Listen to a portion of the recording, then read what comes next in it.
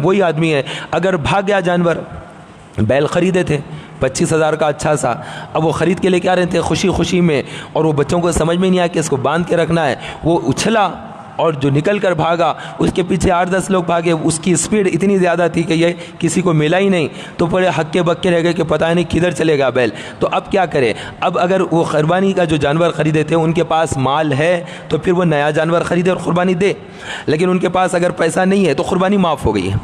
ऐसा नहीं कि गुनाहगार नहीं हुए, क्योंकि अब पैसा ही नहीं है तो कुर्बानी वाजिब ही नहीं है, और वो कुर्बानी का जानवर खरीदने के बाद भी फिर अलमारी में पैसा पड़ा हुआ है, अब कुर्बानी फिर वाजिब है ना, कैश रखा हुआ है ना, वो निकाल कर खर्च करो। तो ये हुक्म इलाहा है। तो ये जो कैश होता है कितना है क्या है वो अल्लाह को मालूम रहता, वो बंदे को मालूम रहता। अब वो अगर लोगों को बोले हम लाए थे बकरा, बकरे की टांग टूट गई, अब मौल साहब तो नहीं होता, बल्कि बोले अब हम अल्लाह के नाम पर ज़िबा कर दे रहे हैं, देखो ये इस तरह का नहीं, अल्लाह का कानून है, मानो आप। वो जो जानवर है वो जानवर सिर्फ गोश्त है, आप उसको